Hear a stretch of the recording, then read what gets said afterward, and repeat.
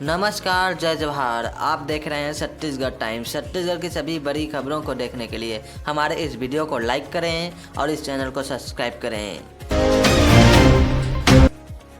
नई शिक्षा नीति, नया कोर्स एनसीईआरटी का छत्तीसगढ़ ही पाठ निकालने की तैयारी। प्रदेश के स्कूलों में नए शिक्षा सत्र से नई राष्ट्रीय शिक्षा नीति अपनाई जा रही है। इसके अनुसार अब एनसीईआरटी की किताबें लागू होगी। इसके लिए किताबों को लेकर काम चल रहा है। सबसे चिंताजनक बात यह है कि कोर्स की किताबों में स्कूलों आगामी शिक्षा सत्र से विद्यार्थी छत्तीसगढ़ी और छत्तीसगढ़ से संबंधित पाठ निकालने की तैयारी। 5 राज्यों की मोस्ट वांटेड 45 लाख की इनामी नक्सली ढेर। पहली बार central regional bureau press team incharge मारी गई। वकील थी, दस्तावेज तैयार करती थी। छत्तीसगढ़ पुलिस ने नक्सलियों की central regional bureau press team के इंचार्ज को ढेर किया है। देश में ऐसा पहली बार हुआ है। यह नक्सलियों की इस विंग की सबसे बड़ी लीडर थी। मारी गई महिला नक्सली रेणुका पर 45 लाख रुपए से ज़्यादा का इनाम घोषित था।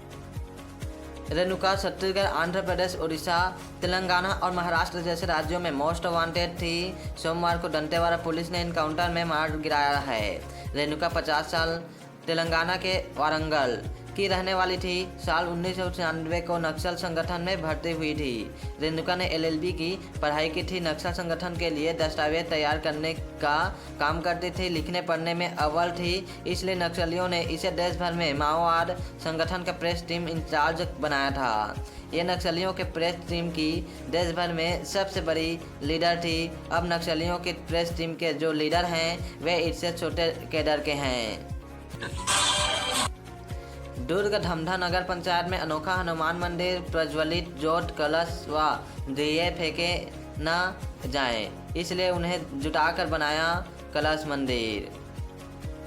यह है प्रदेश का पहला कलश मंदिर जहां विराजित है बजरंगबली। दुर्ग जिले के धमधा नगर पंचायत में खैरागढ़ मार्ग पर इस अद्भुत मंदिर का निर्माण 15 साल से हो रहा है। इसे बनाने में ईंट या पत्थरों के बजाय मंदिरों में प्रज्वलित जोत, कलश और दीपों का इस्तेमाल किया जा रहा है। करीब 55 फीट ऊंचे इस मंदिर में हनुमान जी की प्रतिमा स्थापित की गई है।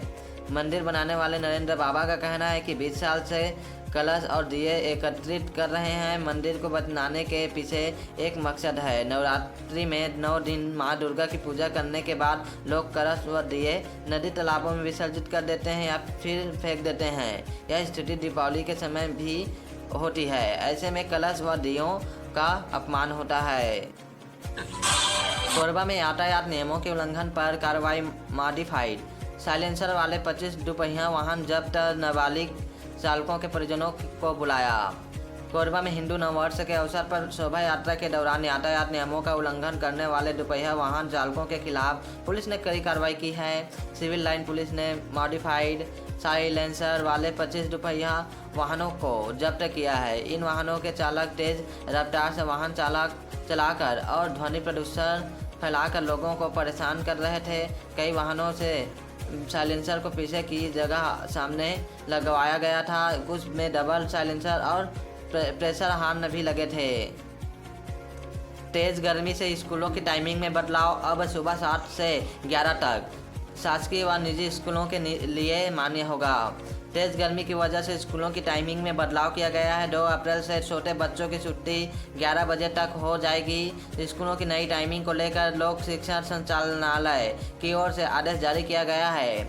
यह प्रदेश के सरकारी स्कूलों के साथ ही निजी स्कूलों के लिए मान्य होगा। नए समय के अनुसार जिन स्कूलों में एक पाली में प्राइमरी, मिडिल, हाई या हायर सेकेंडरी की क्लास लगती है वहाँ 7 से 11 बजे तक पढ़ाई होगी। इसी तरह जहां 2 पाली में स्कूल संचालित हैं वहां प्राइमरी व मिडिल की कक्षाएं पहली पाली में सुबह 7 से 11 और हाई व हायर सेकेंडरी की क्लास दूसरी पाली में 11 से 3 बजे तक चलेगी। प्रदेश में 56,000 से अधिक शासकीय व निजी स्कूल हैं। अभी एक पाली वाले स्कूलों की कक्षाएं सुबह 8:30 और 10 बजे से लगती हैं, जबकि 2 पाली वाले स्कूलों में 12:30 से 5 बजे तक कक्षाएं लगती है। बता दें कि प्रदेश में इस समय रायपुर शहर सबसे ज़्यादा गर्मा।